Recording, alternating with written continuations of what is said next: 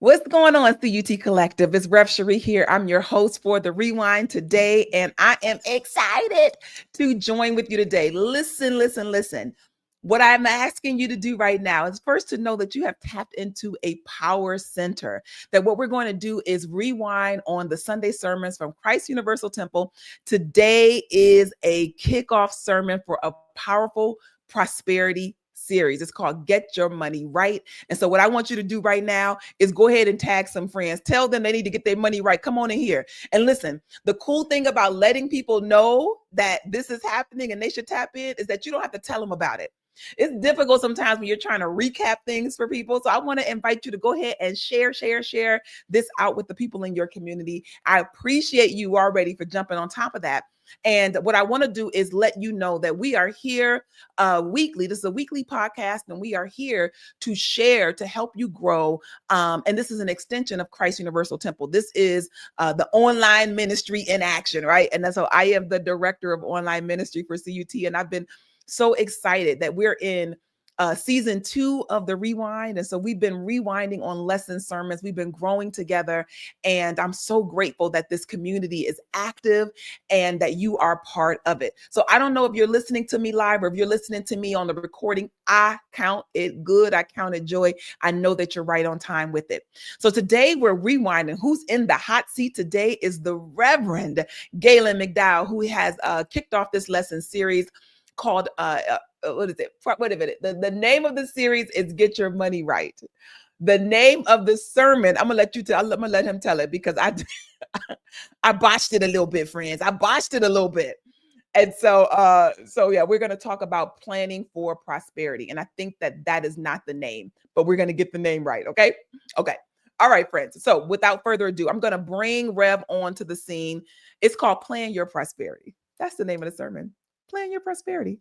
And so we're going to bring them up. And before I do, please make sure you go ahead and share so that we can continue to increase our reach. But without further ado, let me bring Rev up on the scene. Let me bring him on the scene. What's going on? Hey there. Good to see you, Reverend Sheree. It's good. Listen, Reverend Gaylon's my friend. You over here laughing at me? You laughing at me? No. I'm excited about it. I was like, no, she gonna get to that sermon title. You're right. It's Plan Your Prosperity. Plan Your Prosperity. Plan Your Prosperity. Yes. So hopefully people got it. I told people in the midst of the sermon, I don't expect to get a lot of the rah claps from this sermon, but it needs to be said. Some of the, yeah. I mean, there are definitely some lessons where they're gonna be eating this up. They're gonna be on their feet on this one, and then there's some that's like it's gonna be crickets. Yeah. But listen. We were all with you because I would tell you that. So something really funny that happened, right? So I host a live room on TikTok. And in that live room, I forget even how it came up, but intention setting. We're talking about intention setting and 21-day challenges. And one of the people in the TikTok room said, "Okay, I'm going to do a 30-day challenge, and it's going to be about prosperity." And that she was going to spend 30 days putting attention on her finances and handling logistics and little system she had set up. And so I said, "Oh, you should listen to the lesson sermon from Christ Universal Temple." And she said, "Oh, I missed it this Sunday. I'm going to listen to it." I said, "Reverend Gaylon, this is right up your alley." And then he popped onto the live, like randomly popped into the live. It was so amazing. But she was still bugging on that later. Like, I can't believe he popped into the live. And so I know that if you're listening, Shamika, she's there. Look at that. Shamika's there. She said, "I needed every word." She went and listened to the lesson. So I'm saying all that to say that, as uncomfortable as it might have felt, it was right on time. And so I think, and I'm saying uncomfortable when you're struggling with your finances, sometimes it's like when you shine a light on it, it feels like a little bit startling. Yeah. And maybe I'm not up applauding about it, but it was exactly what was needed to be said. Mm-hmm. Yes. I want to give a shout out to those who are joining us live. Thank y'all for being there. Dot, I see you out there getting all the people in the yard. Just go ahead and gather the folk. Tamika, good to see you there. Tamika's been manifesting with us in our manifest program, and I'm grateful to see you. And she got a lot out of the sermon too, Rev. So yeah, it's been a good thing. It's been a good thing. And we're gonna dive in. So this series, Get Your Money Right, is titled after some work that you did. Tell me a little bit about where the series came from. Well, when in the end of 2024, I had been praying about what was I going to teach in person. Reverend Wells had promised the congregation that we were going to bring in-person classes back because everything, once the pandemic happened, we shifted everything in the Johnny Coleman Institute to the digital on Zoom classes. And I started thinking like, okay, what should I teach? And I'm praying about it. The words "get your money right" came. I'm like, get your money right. Like, that's not a class. So, I was like, it's no book to teach get your money right. It's like, what would I teach? So, I go to my, library of books I have at home. And I saw The Path to Wealth. And I saw the I Will Teach You to Get Rich books. A Path to Wealth is by Mae McCarthy. She's a New Thought author and presenter. And I Will Teach You to Get Rich is from a financial expert, one of the more popular people now. He also has a Netflix special. And I was like, okay, I could teach both of these books and it will do two things. One, it'll help develop the consciousness. And two, it will help people get a system to get their finances in order and to create a process, not only to put it in order, but to be able to get out of debt and create some financial stability and grow their money. So that's what we did. And when I did it, 76 people signed up for the class. So I was like, okay, maybe we have something. Maybe I'm on to something here. So as I'm giving Reverend Wells feedback about the class, and it was crazy how often stuff would show up. I mean, we were having like freezing rain, no snow. All of a sudden, it's just snow like crazy. Just different things were going on. Even had a situation where I had, we've got it fixed now where it was like, oh, I think we're having some of this melting snow coming into the Faith Chapel. Like, where's this coming from? I had to move the class to the bookstore. It was one thing after another, but we got through the class and, people felt as though they got good benefit from it. And that's the main thing. So when Reverend Wells was said he was going to teach a prosperity series in May, originally it wasn't Get Your Money Right, but he liked the idea of what I was teaching in the class. And he said, what if we just did that for a month from the platform? What would that look like? Yeah. And we went with it. So he told me, since you taught the class, you started. And that's what I did. Powerful, powerful, powerful. So I got a clip I'm gonna play. But before that, I just kind of want to get us all on the same accord with prosperity. So how do you define prosperity? Because we're going to talk about prosperity and your money. Okay. Well, I did write a definition I used for that sermon. I can pull it up if you want. I mean, obviously, we talk about a rich state of mind, but it's a consciousness that recognizes God as the source of your supply. And because it's a consciousness that recognizes that, it recognizes that everything else is an avenue, a conduit, or a vessel through which prosperity can come to you. However, you have to start off with being in alignment, which I didn't talk as much about really on Sunday, but about how do you get your mind in alignment with the universal good. So, one of the things that we teach people when we say substance is the idea and divine mind, a perfect form, all those good, proper metaphysical terms. But I like to simplify it a little bit by saying God is no thing, so God can be anything in my experience. So it's recognizing that through my consciousness, I'm forming and shaping the unmanifested and bringing it into manifestation. I am forming and shaping the unlimited potential or infinite potentiality into a definite thing through how I think, how I feel, what I believe, what I say, and what I do. So from that perspective, I understand prosperity. The end result is money. The end result is the stuff. Prosperity, like everything else, begins in the mind. Mm-hmm. And I think that's important for us to note that it's a subtle thing. And you, as you talked about that the streams of supply, the channels of supply, that we're looking at, the work we do, the gifts we receive as just being channels of supply, but that's not prosperity, in and of itself. That it is a rich state of mind, and so it's something to continue to ponder, because even though I know that to be true, right? I have studied it, I believe it. There are definitely experiences that I've gone through where it's like, job changes, investments that shift. It's like, so I began to say, I'm not feeling prosperous, but really what it is that there's just a channel that has finished its cycle. Right now it's time for me to be open to different channels. So that coming back to that, what I'm getting at is to come back to that definition and remind yourself that prosperity is about your state of mind. It's a rich state of mind. Mm-hmm. Yeah.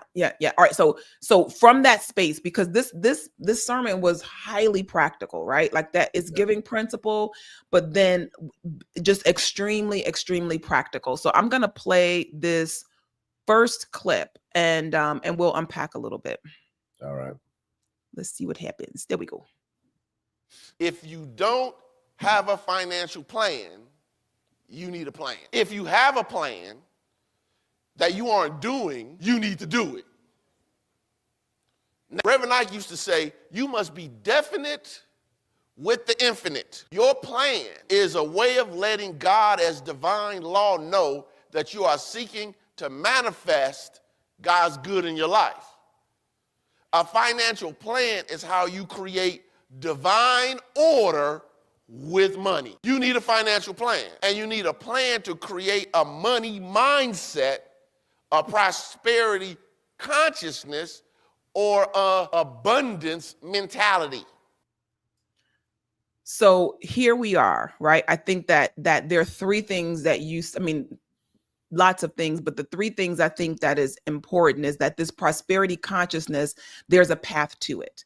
Mm-hmm. Because to say you have to have a rich state of mind is like, okay, all right, how do I get that? How do I get that rich state of mind, right? And so you gave some very concrete steps to do that. And so you said to create a money mindset, that you have to have a plan to create a money mindset, a prosperity consciousness, or an abundance mentality. So the financial plan. So talk to me just a little bit about what is that financial plan? What's one of the approaches that you shared? Well, I don't know if you have clips for this later, but when I taught the concept of the financial plan, the idea behind it is really simple. If you don't have divine order in your mind, you can't have divine order in your life. Mm-hmm. And part of having a financial plan is getting your thoughts, feelings, and beliefs concerning money in divine order. For instance, do you have a budget? As I mentioned in the sermon, the very first thing I had my class do as a homework assignment, I literally printed out a zero-based budget. I brought this much money in this month, and this is how much I spent. Why? So they know this is where my money went. Mm-hmm. That's divine order. Literally had someone in the class who had, a couple that, as we were sharing, said they probably spent about $1,000 on Uber Eats.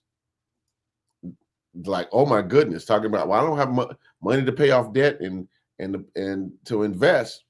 Here's $1,000 extra right here, because they were both hardworking, high-level professionals. It's just easier to say, we're here, we don't have something, Uber Eats, without ever planning and seeing this is where this money is going. Mm-hmm. So that's part of being in divine order. That's one part. The other part of it is building into a system the recognition that having a part of your plan should be an emergency fund. I'm assuming you're going to have a clip on that, which I can talk more about later. But you have to be able to have some cushion in life, because that reduces the stress. Yeah, Absolutely. of income. Well, at a higher level of income is an inconvenience. At a lower level of when you don't have an emergency fund, when you have no cushion, then all of a sudden it's a catastrophe. Oh yeah. So it's that part. And then the metaphysical part is that I brought up the scriptures about Don't God talk about the blessing. scriptures because I do have a clip on the scriptures too. Okay, I'll let that be then. Okay, all right. So, But I the want you to idea anchor is- in on a budget. right, but the budget part is understanding that prosperity is a planned event. Mm-hmm. You don't stumble into prosperity. You have to have structure with your finances. You need to know where your money is going. You need to know what you're using with your money, and you need to know what you want to do with your money.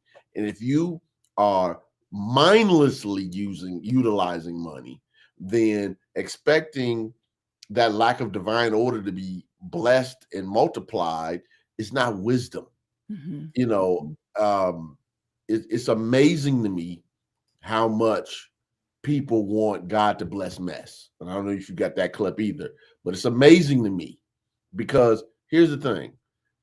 When you get yourself in divine order, it does a few things. One, it allows you to be clearer about what you need to do or not do, because when you're in a chaotic mindset, and money will do that sometimes quicker than almost anything. It reminds me of Reverend Wilmetta, who you've heard me say this many times, used to say, God is not going to shout over your mental noise. Mm-hmm. That's part of it. Two, obviously, when you're in divine order, it's like anything else, there's strength in proper alignment. Like nobody wants to sit in a chair that's, three of the legs are crooked and whatever. It's not divine order. It can't do what it's supposed to do. So money's supposed to be in our lives to be able to bless us, to be able to not only handle our responsibilities, but et cetera, because we're in a society where that means of exchange that we call money is what we use to get the things that we desire in life. Mm-hmm. But it can't do what it's designed to do if we're not in order. Money's never out of order. It's sort of like the dog whisperer says, there are no bad dogs, only bad dog owners. It's similar to that. Money's not out of order. We're out of order. So when you get your money in order, it's easier to get other things in order. One of our spiritual mothers, the Reverend Evelyn Boyd, used to say to me often that if you can put God first with your money, you can put God first with anything. Mm-hmm. That's always stuck with me because money is a hard subject. Yeah. It's a sensitive subject. And getting that budget or that financial plan, however term you like to use, so you are very clear about where your money is going, what you've been doing with your money without beating yourself up, helps you get a structure to be able to build to go forward so you can have something for God to bless. Yeah. And I'll just leave that at that because you're going to show the scripture verses. Yeah. So the thing that I think is important to spotlight and highlight in that is that sometimes we can separate the spiritual aspect of prosperity from the practical idea of something like budgeting, right? I don't need the budget because God is in charge of my finances. Right, and what I mean, and I'm giggling at that a little bit because I understand that logic that person may be trying to follow. But what Rev just let us know is that the spiritual power of budgeting is truly divine order. Like you're essentially saying that I'm establishing order in my finances. And I want to, I know that budgeting is one of those things where I don't really need the budget. I kind of keep a mental idea of it. And you look and say, okay, so how's that working for you? Right? Is that mental idea working for you? And here's the thing, I'm talking to Sheree real quick. If your mental budget is working for you, would it work for you if you want to 10 times your income? Right. Right. Would you be able to do the mental budgeting, or would you need to put your expenses, your income and your expenses on paper where you can track them, where you can be mindful of those numbers and then begin to work from there? So it may not be, the money you have right now may be what you call quote unquote fixed is this much, 10 times that now. 10 times the channels of supply, right? Maybe right now you're just working with 2, but what if you had 8 channels of supply? What if you had 20 channels of supply? Mhm. So the budget, I think, is that that's what really talk about what kind of things that hit you, because I know the system that you're talking about, right? I've been there, I've done that, I worked it, and I became debt free from it. But to hear it again, right, from this perspective of declaring divine order, because I don't manage my budget like I used to when I was on a mission to release debt. You Mhm. know, it's a different thing now. Yeah. Now I'm in a new space. Let me go back to these same principles and But you work. know what Yeah, changed things? This. yeah, it did. It Because when did. beforehand, when I wanted to go buy something, I had to get up, get in my car, go drive to the mall or the store or whatever. Now I go to the website or go to Amazon or whatever, and I just order what I want. If a person wants food, they don't have to even pick up the phone. They can go on, pay for it, and the people will bring the food to you. So it's easy to get past this. And this is why I'm so dark, because we live in a digital world. It's rare that cash exchanges are happening like they used to. So I'm on my app, my banking app. I'm looking at my debit card. I look at, credit card. Like if I use my credit card, I absolutely pay it off. If I can't pay for it in a month, I don't even use it. I normally, when I use my credit card, by the time it's processed, I'm already transferring money over to pay it off, because I don't want lingering debt, and I don't want to pay interest. I don't want to pay 5 times the amount of something because I'm paying minimum payments on something. I think that part of being in divine order, budget does is, and this is probably the hardest part about being new thought, and a budget forces you to act your wage while you're still seeing a larger perspective. So yes, I need to get this. I need to see beyond my circumstances, and I need to manage what I have in divine order. Yeah. Yeah. And I'll just say that if somebody has a question. Yeah, I see the question. I'm gonna pull that question up. I wanted to say one thing about what you said. It just escaped Yeah. me. All right, Candace, I'm gonna pull your question up on the screen. She said, "Is there a difference in being rich and being wealthy? I know each book addresses both. Just curious on your thoughts." And the book she's referring to is the path to wealth. And what was the second one? I'll teach you to be rich. Yes. I think it depends on how people use the terms. I think the real question comes into play is this. I would use a substitute word for both. Financially independent. That's 2 substitute words, not one. Phrase. Financially independent. The real goal for me, at least, in teaching the class was to help people develop a level of financial independence. Because for me, financial independence means that you have a level of comfort that goes along with you knowing that your money is in order. Because I believe just like we have emotional weight concerning other things like relationships and stuff, debt and the stress of debt and the stress of not being able to take care of emergency situations, etc., creates a different energy in your body. It weighs on you. So what a place like Christ Universal Temple, and I think in the New Thought movement in general, was to help people understand that you can use spiritual means in practical ways. That's the key. Spiritual means in practical ways to create the financial independence that you desire. So whether, I know some people like wealthy means super rich and rich is just regular rich and all that. I really don't really do that dance. Chris Rock used to have a joke about that, like Bill Gates is wealthy and Oprah is rich or whatever, or Shaq is rich and the man who signs this check is wealthy. Those are perspectives. I would just like the people and all of us, including myself, to be in a space where money to sustain our lifestyle is not an issue. And that's not a dollar figure, right? So this because remember, prosperity is a rich state of mind, a rich state of consciousness. Budgeting is essentially declaring order around the money exchange experience that you're having. What's coming in, what's going out, and then you can make decisions from that. right? So Rev said to be what is it, in integrity with your wage, to be Yeah. to be Be in integrity with your wage. yeah. And, I almost said it and I didn't because I didn't want the beehive getting after me, because I was going to say, if you are saying I'm buying this $1,200 Beyonce ticket, for instance, and I'm not knocking her because she's awesome, but your car note's behind and you're paying minimum payments on credit cards and whatever. Because I was having this conversation with somebody and they was like, well, going to it, the concert is an experience. And I'm just like, well, asking people to borrow money is an experience too. And not even be able to pay your minimum payments is an experience too. And having to get on a payment plan for your heat or your electricity is an experience too. Mm-hmm. Mm-hmm. So sooner, say, here's what I'm present to. There's always a reason for you to spend money in ways that's not for an experience of something. Yeah. Okay. It's always a reason to do it.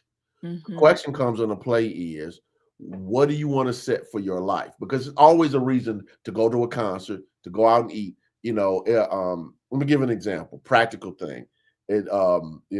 She'll probably laugh at me saying this, but it's not her fault. I got this many years ago from when I was younger, because I often say to my wife, like, when we go out to eat, I was like, yeah, I would love for us just to have a separate ticket and whatever, so we just pay. When I was a young man, I used to go out eat with folks and whatever, and so I'm in my early 20s. In the early 90s, early mid 90s, you're not making money. I'm like a cashier at a grocery store and whatever. And we would go out, and I'm not saying who, because I don't want this to be misunderstood. I know where you're going. A person, I would just say, would have, we would go to a restaurant and would order, appetizer just for himself, the biggest meal, the desserts. I don't drink alcohol. 5 drinks. And then start talking, and then when the same time for the bill, they're going over the bill and all of this stuff and whatever. And I'm sitting there looking at this like, are we for real right now? And then people start talking about, we can just split the bill down or whatever. I'm like, I don't split no bills. I didn't drink those 5 drinks. I didn't eat an appetizer by myself. I didn't order a dessert for 4 people for myself. Why am I splitting this bill? So my wife always says, don't do it now. Don't do it when we go places, because it drives me. I'm like, act your wage when you show up at these restaurants. Yeah. You can afford to go kick it and buy the 5 drinks and to do the this and to do the that, then fine. And pay your tax and pay your tip properly. Then why are you doing this? It's so funny because we've all been there, right? There are apps for that now, thank God, right? This is a free commercial for Tab. If you are going out with friends who don't understand how to divide tax and tip together appropriately, Tab will do it for you. All right, but I think that this idea of acting your ways, like, I think what it is like, it's another way people have said, is live within your means, meaning live within the money that you have as income. I've shared in jest and very seriously on this podcast that the honor of layaway, right? Back when you couldn't take it home till you could pay for it, right? Like you want that couch, you got to put $100 down and you can pay it on some regular basis, but you didn't get to have the couch that you didn't own yet, right? That you hadn't paid for yet. There's something that's honorable about that. And I think that from a perspective of, we're in this credit phase. You talked about the phone being, being able to tap on the phone, sometimes not even exchanging cash for things like that literal physical exchange can be something to be mindful of, because it doesn't feel like you're really spending anything. So if you are in a space where you're outspending your income, then put some controls in place for how you can just be more mindful about it, right? You may not be able to go hardcore, like I'm only gonna live with the money I have. Maybe your spending is a little bit more out of control than that. So how can you dial it back? You can stop today from spending on your credit card, right? Rev said that if I'm not swiping mine until I can, unless I'm paying it off. I use my credit card for everything though, but I pay it off every month. Like there's a, that's my strategy. I'm real clear about what I'm doing. And so but you find what works for you according to where you are, right? And if I am in a space where I will swipe and I don't know what happened to all my money, why do I owe this much money? Okay, so maybe swiping isn't my way to exchange funds now. Yeah, right. I actually in the I Will Teach You to Be Rich book, it actually says the guy says he does all this stuff because he's trying to get points. And we talked about that as a strategy in class. And I said, for some of you all, this strategy might not work because you don't have the discipline yet. No. Because he pays off his card twice a month.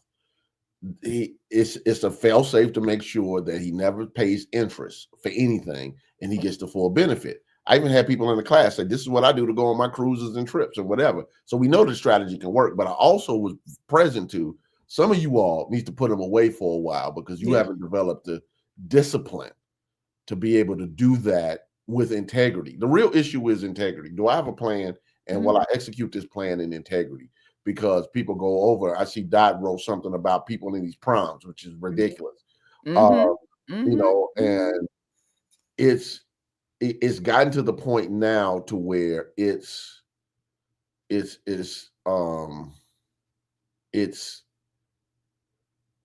so out of hand, and we're trying to create experiences for people. And just for the record, look, my daughter had a beautiful prom send off and whatever, etc. I get it, but people are renting, Bentleys and Rolls Royces for children. I'm like, this has gotten to the point where it's so out of hand, it's unreal. I don't want to do the prom thing. The point I'm trying to say is this. For instance, if you know prom is coming up, all right, you should be planning for it a year ahead, putting your money even 2 years ahead. One of the things I do, and this is not an exaggeration, I actually start saving for Christmas. After Christmas, I have a Christmas budget that I refuse to go over. Like, okay, I get clear. Who are the people I'm buying Christmas presents for? And obviously, depending on who that person is, they impact my budget differently.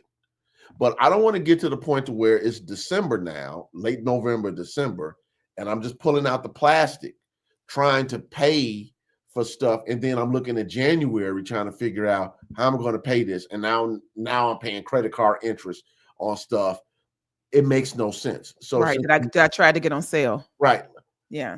Your spouse or significant other's birthday is every year.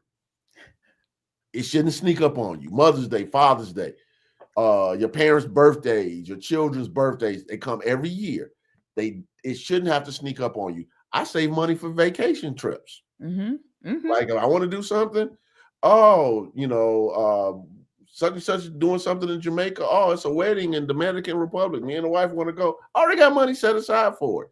And you might say, well, where's this coming from? You got to make some hard decisions. But here's the thing. I like being home. So being ministry, I don't have to be in the streets running around, driving gas, eating this, that, and the other all the time. I don't need all that. But that's me. And you're making choices for what's important for you. So when it's time to do it, so you go, and any little extra I pick up along the way of doing something is going right to the budget of something. Yeah. That way.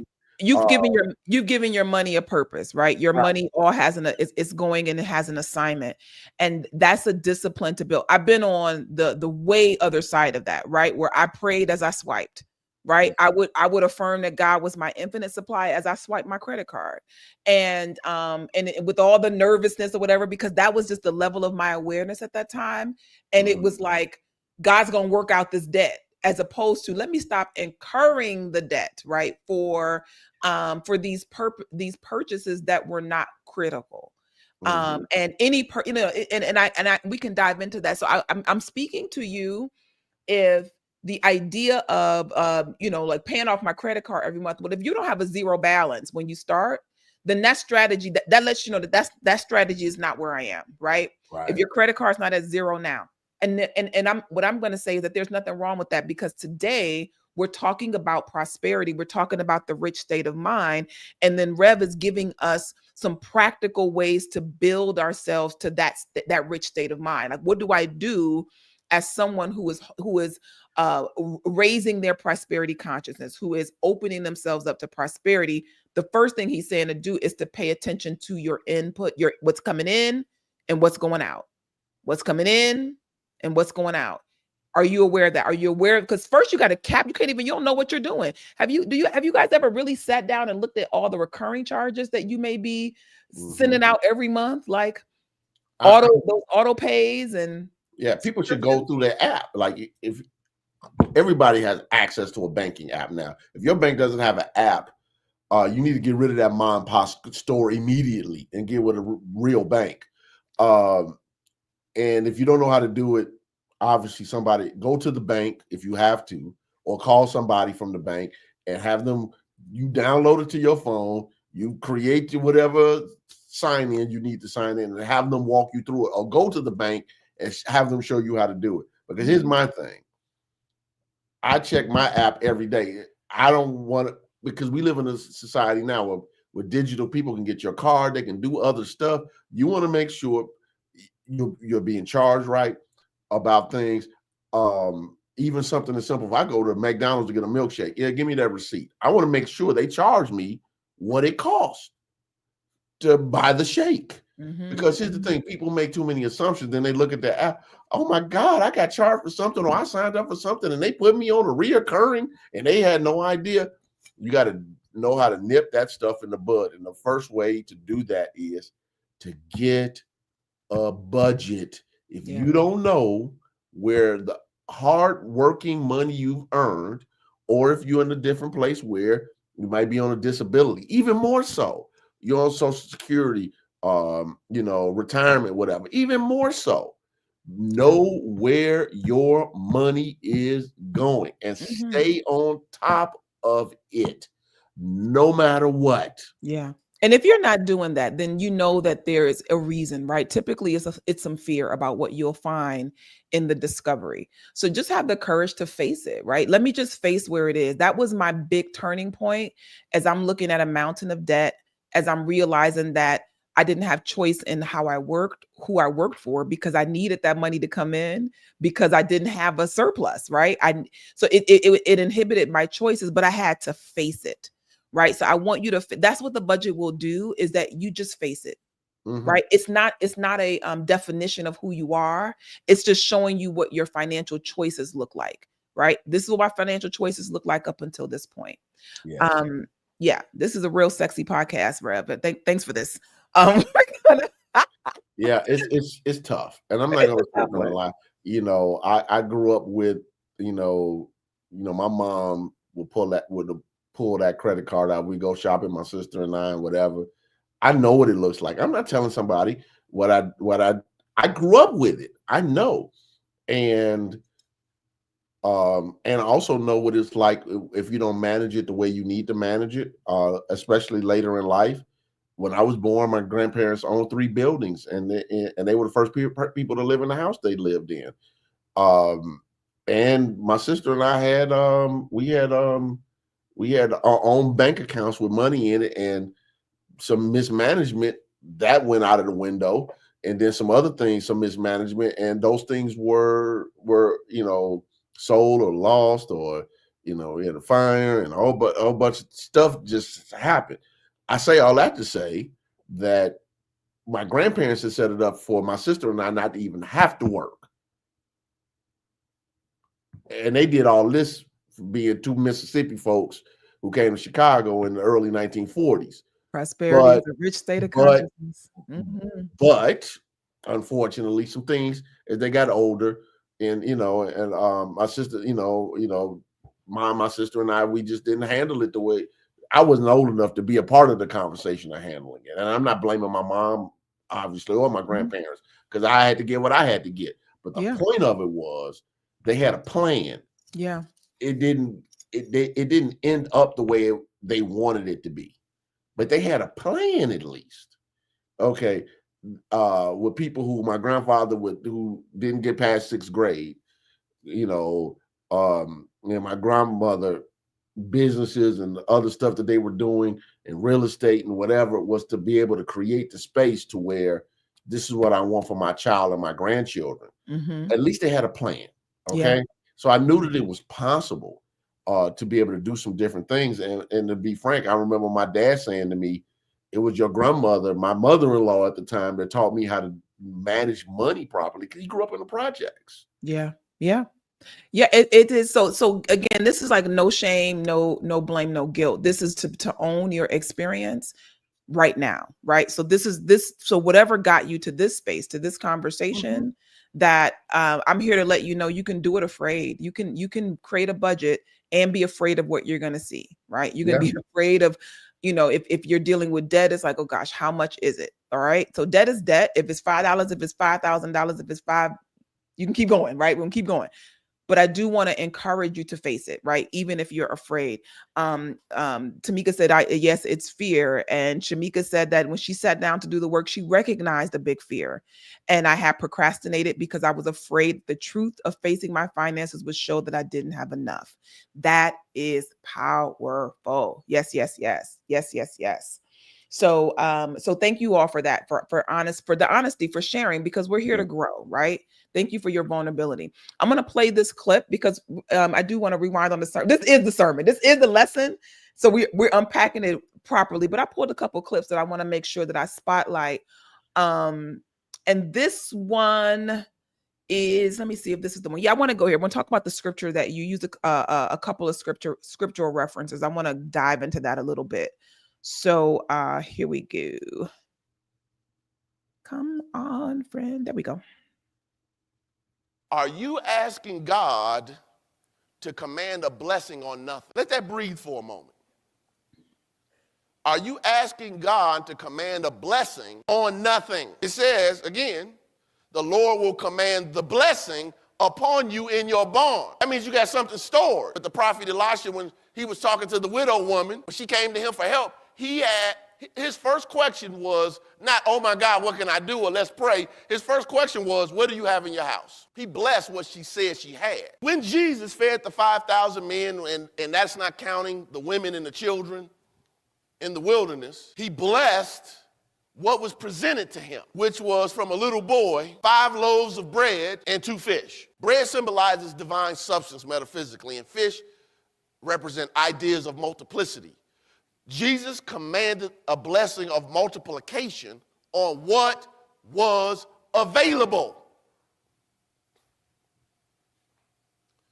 What do you have in your barn? What do you have in your storehouse for God to multiply?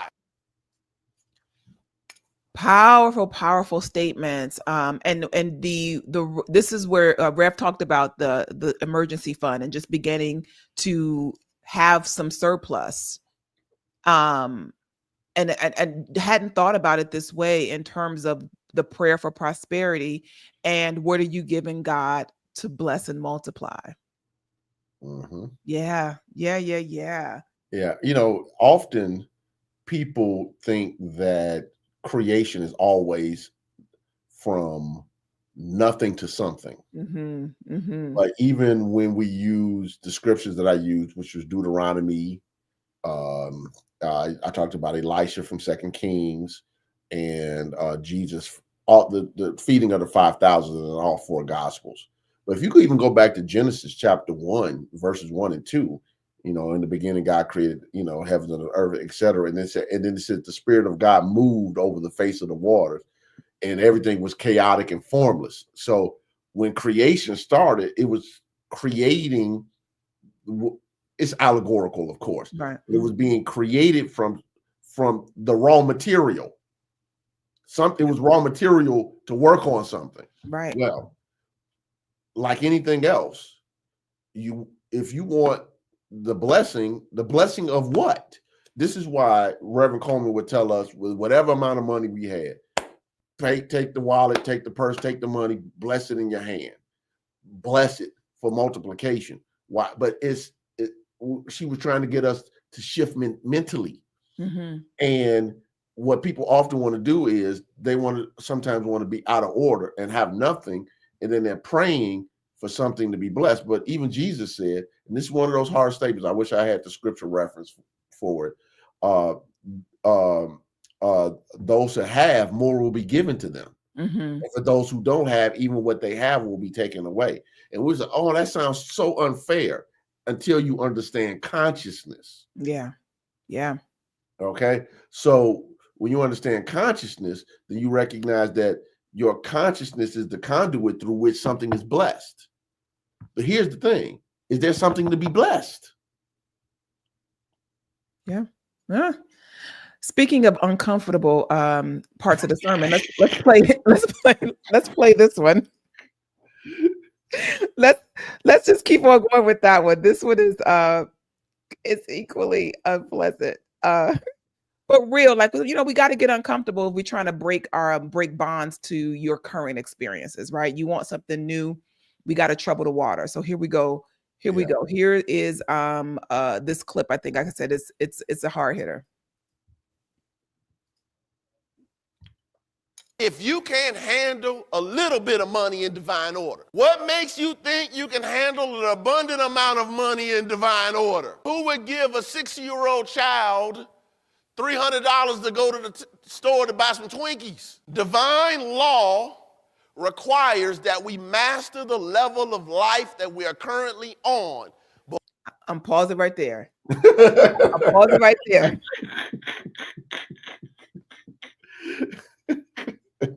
I'm gonna play the rest of the clip, but I just want to give us all a little mercy. just a little mercy real quick. Divine law requires that we master the level of life that we are currently on before we rise to the next level. Yeah. Read on that for a second, guys. Let's just be kind to ourselves.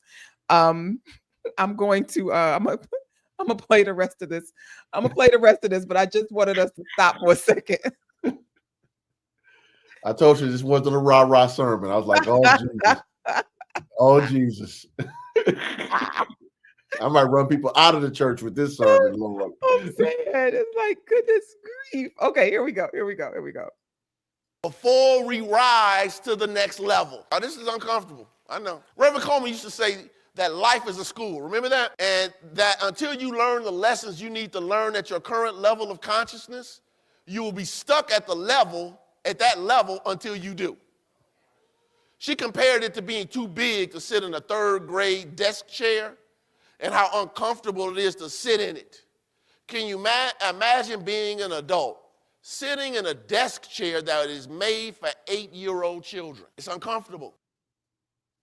This comfort, I think, is really key. This is and I think when we sit and think about why our life is not unfolding the way that we want, and that we're constantly pining for that next thing, but you have not mastered. This is it right here. You haven't mastered the level of life that you're on right now.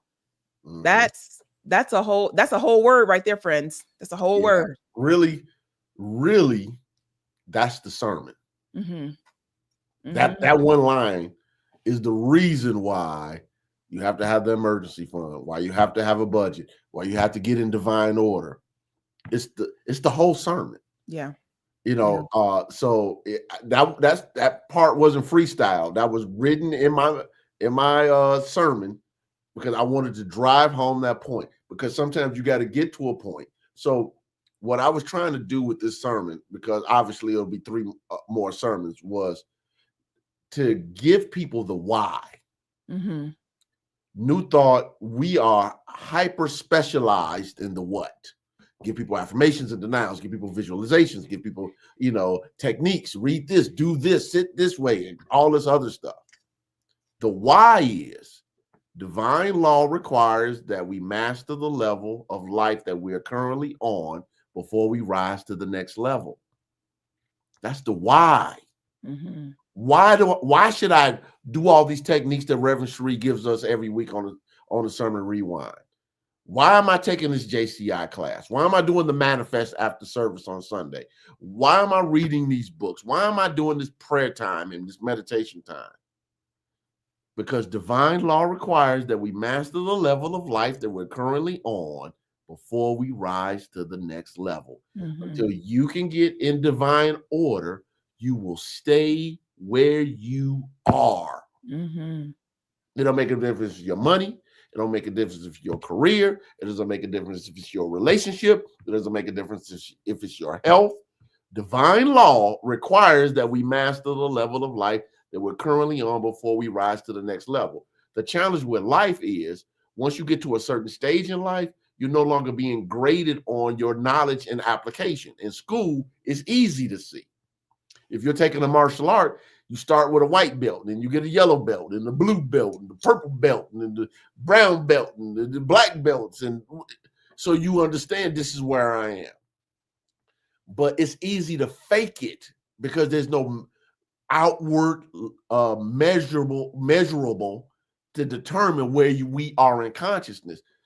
Therefore, we have to observe our lives to determine where we are and what level of life we're on, because it's easy to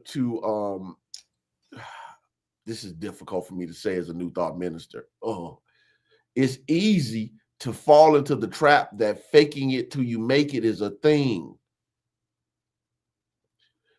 New Thought does not teach fake it till you make it.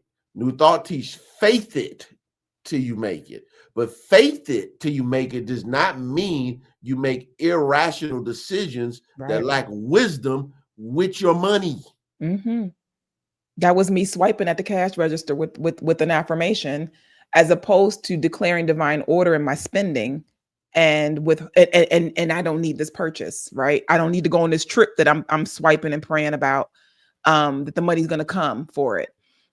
So this is really key. Now I'm gonna leave it up on the screen because we're gonna close on this amazing point, right? We're gonna all marinate and close on this one because it gives you what to put your attention on. That sometimes we're striving for something for tomorrow or lamenting over something yesterday, as opposed to working at mastering the level we're on right now, bringing our attention and our awareness to the growth opportunities that we have right now.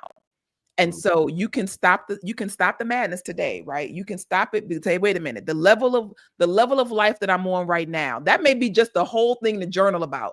What is the level of life I'm on right now? I'm on the level of life financially where I'm on the level of life spiritually where I'm on the level of life emotionally where you could just really begin to sit and explore where you are.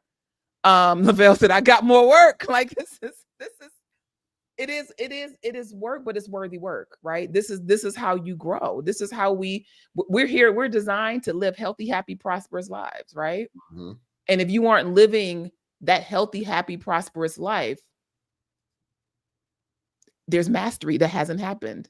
Yeah, because one of the things that we need to settle with is, in New Thought, one of the primary things that we have to understand is God doesn't need anything. You might be designed to live a healthy, happy, and prosperous life, but God doesn't need you to be healthy, happy, and prosperous, because God is still God. God is unaffected by your lack of experiencing a healthy, happy, and prosperous life. Now, that might be uncomfortable for some people because they're looking for the supernatural daddy figure to fix stuff for them when they break their toys, without recognizing that we've been empowered to fix our own toys. That doesn't mean that we can't tap into divine wisdom. That doesn't mean that we can't be comforted through God's grace to help work us through it. That doesn't mean that we should beat ourselves up, and punishment is not just cause and effect. There is love in the universe because God is love. But love is not a substitute for being out of order. Love is not, grace and God's love is not a substitute for you not having structure in your life. Divine love is not a substitute for having a consciousness that recognizes that I can't do anything and expect the consequences to be favorable all the time. Yeah. Okay. So, so it doesn't make a difference what it is. Yeah. You can do a budget on your relationship. Let me see. I'm doing this, and this. I'm not doing this. These are the results I'm getting. Why am I getting these results? Yeah. It's no different. What it is simply this. In life, you have to take inventory. Any good business knows that you have to have inventory. All right. And if you're unwilling to take inventory on your financial life, you don't know if your business is in the black or if it's in the red. Mm-hmm. And if you don't do it with your money, you don't know. You're just living and existing without dealing with it. And if you're not willing to deal with your impulsive spending, your justifications about why you got to buy this or go here and do that, instead of handling your responsibilities first, if you're not willing to do the work that to help you develop the financial prosperity consciousness, then nothing will change. The beauty of what CUT does is we have created a community. And this is part of the argument that we did not talk about earlier. I gave the argument about why should we talk about money in church, which is important. Okay. Yep. Because this is a place where we can talk about it with integrity, and you can learn how to tie your wonderful spiritual oneness with God with what you need on a day-to-day basis. Yeah.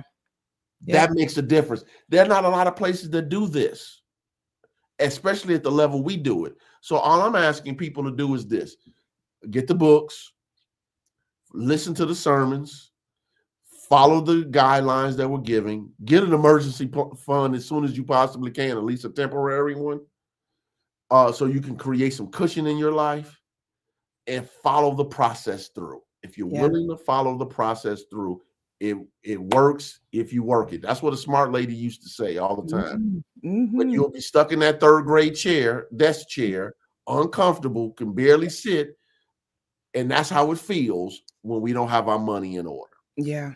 That's that. Thank you so much for that. Candace said this is the series we needed. Thank you for the lesson, Rev. She is absolutely echoing our desires. Like I said, I love principle because you can apply it anywhere. Right. And so where I'm not pointing this at debt, I'm pointing this at my mastery of the next level. What's the mastery of the next level? And that is, what's the mastery of this level rather, so that I can move into that next experience. And I'm just grateful for the opportunity, the conversation. Thank you all for the engagement today. It definitely is clearly a space where we all have some opportunity to grow. This mastery of life, this is where you get to have the practice ground for that, the community for that. And so I'm grateful for those of you who are able to walk through the doors of Christ Universal Temple, dig in and really, really grab on and embrace that community that's there. We have a program called Manifest that is really about bringing the community together and beginning to work. This series is working affirmations for consciousness transformation so that your life can change. But online too, we also have this is a community that we're all a part of, right? And so thank you for being here for the rewind. The manifest for the online community I'm leading, and you can go to manifest.cutemple.org to register for that. If you're not a part of it, it's not too late to jump into that. It's a 4-week program, and we're going to have other iterations of it. So no worries if you didn't tap in. Also, Rev is getting ready to hit the road. So we're talking about community and consciousness building. There's power here. There is some place where you're being fed a story that's not true about you, and you need to tap into communities that are based in truth. Here we are. You got it going on right here. So Rev, tell me about what's going on. Where are you feeding the community next? Okay, well, outside of CUT, I should say. Outside of CUT, because I was about to say I'm also preaching on May 18th. In this series as well. So outside of that, obviously, besides my podcast, Truth Transforms, which is every week on mindbodyspirit.fm, Apple Podcasts, Spotify, Stitcher, Podbean, I'll be actually Up Church, Understanding Principles for Better Living Church. What's the website for that? Upchurch? Upchurch.org. Upchurch.org. I'm teaching the power of what is it called? Mastermind for Success. My brain is on this, what we're talking about now. Mastermind for Success on May 24th, which will be at 2 p.m. Pacific time at the church in Inglewood. It's in person and online. You can go to their church and register for the seminar. It's only $20. I'm going to be teaching about how to use collective consciousness to create greater prosperity and success in your life. All right, or healing, whatever it is. How do you use collective consciousness for that? So that'll be that. And Let me stop you. So that is so in order to register for that experience, Up Church is based in LA. That's my church out here. And so the in-person experience is at 8722 Crenshaw Boulevard in Inglewood, California. Online, you can go to both go register at upchurch.org. You can register for the experience in person or virtually. So definitely encourage you, if you're in the LA area, to go and listen. Rev is gonna be in town, right? So you get to go and experience him. And then that following Sunday, so we're talking about May 24th and the 25th. Yes. The 25th, he's coming with the word here in the LA area. So come on and be a part of that. We're celebrating Reverend Sheree James's pastor's anniversary. And so he's delivering the lesson sermon. Yeah, and that Sunday, the sermon will be the manifestation process. So, bringing all that hardcore up in here in these LA streets. Hey, half hardcore metaphysics will travel. I love it. And also in the Johnny Coleman Institute, we have classes that are coming up beginning in for 4 weeks, starting on May 19th. I'm doing an in-person class, though. I'm doing a recap of the Get Your Money Right class with my students. Anybody's still free to join the class if they so desire. But what I wanted to do was give them the opportunity to put the process in. I obviously had good testimonies in the classes people shared, but now we've had a little time off. People will be able to put all the systems in place, because it was a system that was supposed to be put in place by all the students. And now this will give me an opportunity to beta test what we're doing, because I'm going to teach the class again in the fall for a full semester. Because I think I've spiritually bumped into something, a core need in the community, because when it's all said and done, people can't even give and support the things that really matter to them when their money's out of order. That's it. So I want to help people get their financial integrity back, so they can feel fulfilled and satisfied. They can support what they believe in. They can have the convenience of comfort when it comes to the tire blew out, or the hot water cooler went out, or the furnace went out, and now all of a sudden it's, oh my God, will the credit card company or the HVAC company even approve my credit to get a new furnace? I want people to be removed of that stress. That takes time off of your body. You feel that energetically in your cells. It takes something from you. Yeah. And I wanted people to be free of that. So how do we do it? We get real systematic, because at CUT, we know how to put things in divine order, walk people through the structure, and help people get the results they want. As I often tell people, if you want to get better, hang out with us. But here's the thing.